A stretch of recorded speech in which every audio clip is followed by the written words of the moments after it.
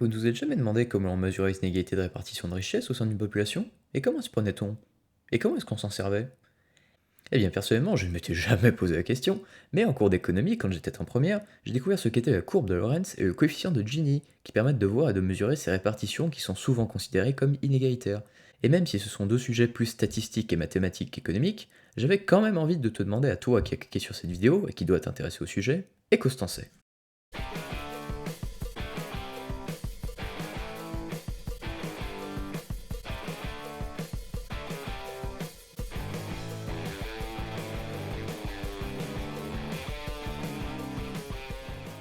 Alors avant d'aller plus loin, je tenais à vous prévenir qu'autant la vidéo précédente a été assez fournie en petites anecdotes et en présentation de faits politiques, autant cette vidéo sera composée quasi exclusivement de mathématiques et de statistiques, et qui vont sûrement en décourager beaucoup.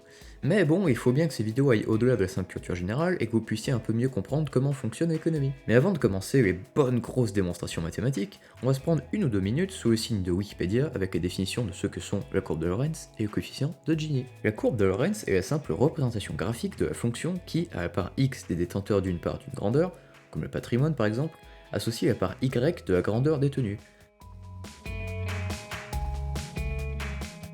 Ça veut dire, si on prend ce graphique, que 90% du patrimoine français était détenu en 2010 par 50% de la population, et donc que les 10% restants se partageaient donc les 50 autres pourcents. Cette fonction a été développée par l'économiste anglais Max O. Lawrence en 1905 afin de représenter graphiquement les inégalités de revenus.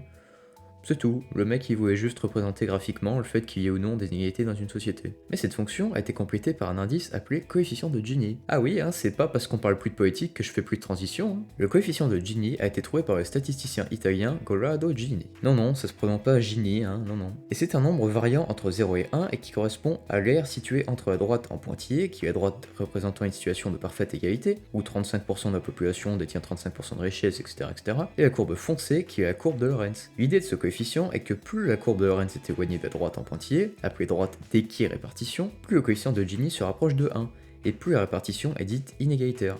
A l'inverse, plus la courbe de Lorentz se droitise, entre guillemets, et plus le coefficient diminue, et plus la répartition est considérée comme étant égalitaire. Maintenant que vous savez à quoi correspondent la courbe de Lorentz et le coefficient de Gini, voyons d'abord plus en détail à quoi ils correspondent.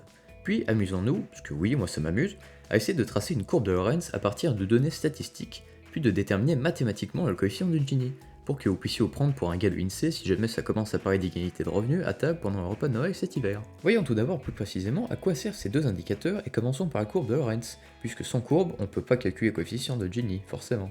Bah oui, il faut pas mettre la charrue avant les bœufs, comme dirait l'autre. Si on prend par exemple ces courbes de Lorentz de 2010, la droite bleue représente l'égalité parfaite de répartition, la droite rouge c'est de la répartition des revenus, parce que oui, le terme de niveau de vie ça veut rien dire ici, et la droite verte correspond à la répartition du patrimoine. On remarque tout d'abord que la droite verte a un peu de mal à décoller et il faut attendre de passer la barre des 30% pour qu'elle se sépare vraiment de l'axe des abscisses. Alors que la courbe rouge est quand même beaucoup plus raide et ça signifie donc qu'il y a plus d'inégalités en termes de distribution au niveau du patrimoine qu'au niveau des salaires. Ce qui est d'ailleurs logique parce qu'on peut pas non plus déposséder Mamie Bettencourt de ses châteaux pour le donner à Emmaüs, mais par contre on peut augmenter les salaires des classes moyennes. Max Lorenz a donc bien fait son affaire puisque sa courbe nous permet de voir au premier coup d'œil si la répartition est efficace ou non, parce que plus la courbe s'éloigne de la droite bleue, plus elle ressemble à une banane et plus la répartition est disproportionnée. Mais si on veut pouvoir écrire rapidement sur une feuille que la répartition n'est pas très équilibrée, sans avoir à décrire toute la courbe, il faut passer par l'indice de Gini. Et oui, je vous ai dit que je ferais encore des transitions aussi subtiles que... bon, je trouve pas de comparaison, mais ça reste une bonne transition quand même. Comme je l'ai dit tout à l'heure, l'indice de Gini se calcule en mesurant l'air qui se trouve entre la droite bleue et la droite rouge, ou bien entre la droite bleue et la droite verte. Et plus ce nombre se rapproche de 1, plus les inégalités entre guillemets sont élevées.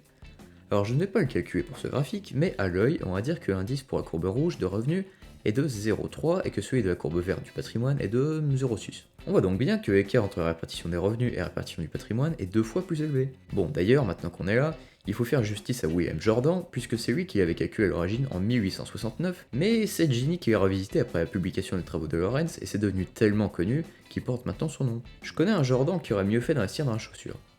Bref, je m'égare. Bon, je dois avouer que cette partie a surtout servi à meubler quelques minutes de vidéo et à retarder le départ des matophobes, parce que vous en saviez déjà assez sur la courbe et l'indice. Par contre, on va maintenant passer à de la bonne grosse démonstration mathématique, alors accrochez-vous, et je vais tâcher d'être clair parce que si vous arrivez à comprendre la méthode, vous pourrez vous en vanter, croyez-moi. Voyons donc maintenant d'une part comment tracer une courbe de Lorentz, puis comment calculer un coefficient de Gini. Mais avant de pouvoir calculer le coefficient de Gini, il faut tracer la courbe de Lorentz, et pour cela, il faut avoir toutes les informations statistiques par rapport au revenu sous la main. Bon, pour vous expliquer, j'ai piqué les diapositives de mon prof de statistique, mais on va dire qu'il m'en voudra pas. Comme je vous l'ai dit, la courbe de Lorentz met en relation la fréquence en pourcentage cumulé de la population avec la fréquence en pourcentage cumulé des valeurs concentrées par les individus. Ça veut donc dire, si on part du tout début des chiffres, que on a les salariés en tranches, donc 0 à 100 euros par exemple, puis de 100 à 200, etc.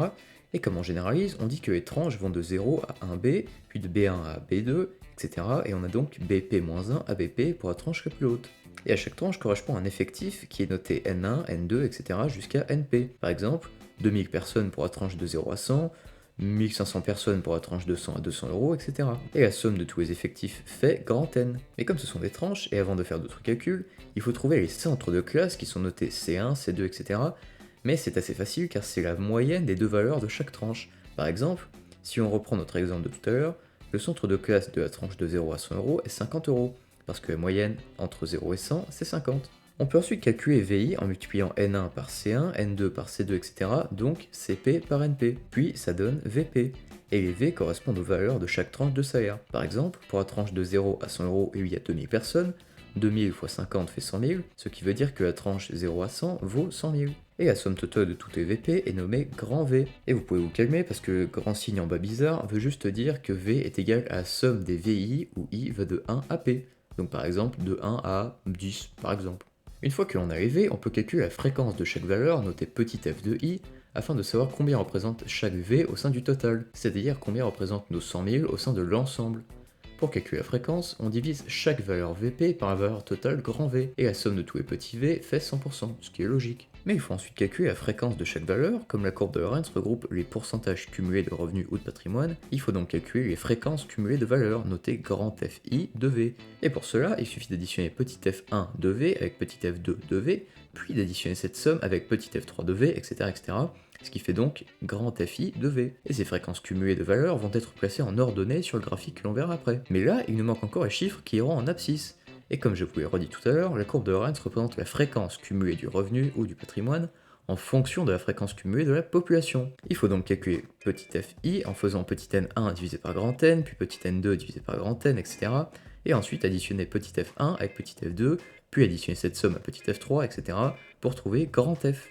Nous avons donc maintenant nos chiffres qui iront en ordonnée et ceux qui iront en abscisse. Eh bien il reste qu'à placer les points. On prend donc un graphique et on place les grands fi en abscisse et les grands fi de V en ordonnée. Et hop, voilà ce qu'on a. Vous pouvez déjà voir que ça a bien l'allure d'une banane dont je vous parlais tout à l'heure. Et maintenant, si on relie les points, on obtient la courbe marron que vous voyez au milieu. C'est notre courbe de Lorentz.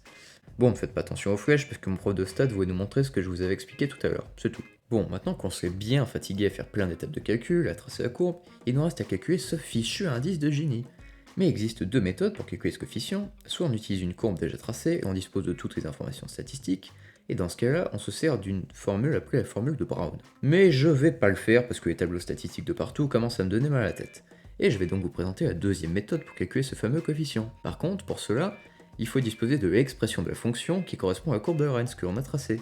Mais comme je ne connais pas pour exemple que je viens de vous donner, je vais laisser de côté les diapos de mon cours de stats et prendre un exo de maths de terminale plutôt, ça me rappelait des moments sympas, tiens comme ça. Dans cet exercice, on a une courbe de Lorentz pour la France à l'année 2010.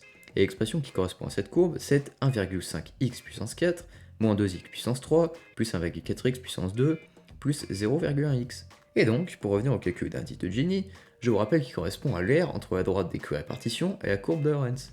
Et cette aire est égale à 1 moins 2 fois l'aire entre la courbe de Lorentz et la droite des abscisses. Ne me demandez pas pourquoi, parce que l'explication n'est pas compliquée, mais je veux aller au plus rapide. Mais il faut donc calculer l'aire entre la courbe de Lorentz et la droite des abscisses, et là je fais appel au souvenir des élèves de terminale S et ES et terminale L qui ont fait SPMath, parce que l'aire sous une courbe se trouve en calculant une intégrale. Oh mon dieu, pourquoi est-ce que j'ai eu l'idée de cette vidéo? Bref, c'est parti mon cochon.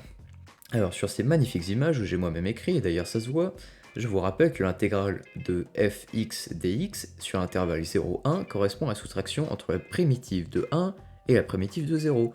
Il faut donc avant tout calculer la primitive de f de x qui nous donne grand f de x et qui est égale à 0,3x puissance 5 moins 0,5x puissance 4 plus 1,4 tiers fois x puissance 3 plus 0,005x au carré. Ouh! Ensuite, pour calculer grand F de 1, on remplace x par 1, ce qui nous donne 19 sur 60, ou 0,307 comme vous préférez, mais c'est plus précis 19 sur 60. Et pour trouver grand F de 0, on remplace x par 0, ce qui fait 0. Parce que oui, 0 fois quelque chose, ça fait toujours 0. Et 0 plus 0 moins 0 plus 0, ça fait encore 0. Et enfin, on soustrait les deux, ce qui nous donne donc 19 sur 60. Parce que oui, 19 sur 60 moins 0, ça fait 19 sur 60. Maintenant, il ne reste plus qu'à calculer ce foutu indice de Gini, que l'on cherche depuis le départ. Et comme je vous l'ai dit, pour cela, il faut calculer 1 moins 2 fois l'air sous la courbe, ce qui fait 1 moins 2 fois 19 sur 60, ce qui fait 1 moins 19 sur 30, ce qui fait 11 sur 30, qui est égal à environ 0,37. Et nous avons fini. Le coefficient de Gini de cette courbe est donc égal à 0,37, ce qui est pas mal. Retenez donc que pour tracer la courbe de Lorenz, vous avez donc besoin des informations statistiques, des tranches de revenus et des effectifs qui correspondent, et que pour calculer l'indice de Gini, c'est quand même un peu plus marrant d'avoir la fonction, d'appliquer la formule que je vous ai donnée, de calculer sous la courbe et... Ah non, en fait, dans tous les cas, c'est long. Mais bon, dites-vous que de toute manière, ce sont les ordinateurs qui le font en quelques millisecondes. Mais bon, c'est quand même bien de savoir le faire, hein, franchement. Ainsi donc, vous avez pu voir d'où vient la courbe de Lorenz et le coefficient de Gini, à quoi il sert, comment la tracer et comment le calculer. Et il suffit pour cela d'avoir suivi quelques cours de statistiques en terminale et tout se passe bien. Donc, la prochaine fois que votre oncle qui est l'humanité en buvant sa bière vous beuglera que les inégalités augmentent, vous pourrez donc passer un quart d'heure à expliquer ce que je viens de vous expliquer. Et oui, c'est cool l'économie pour ça, pas vrai? Alors j'espère avoir été suffisamment clair et explicite au cours de cette vidéo et que vous avez globalement compris ce que j'essaie de vous dire. Excusez-moi d'avoir mis autant de stats et de formules mathématiques, mais je voulais vraiment vous montrer d'où viennent les chiffres et les courbes que l'on vous balance dans les différentes sources d'informations, que ce soit internet, la télé, les journaux ou la radio. Prenez soin de vous, on se retrouve pour une prochaine vidéo d'économie ou de politique, bye bye.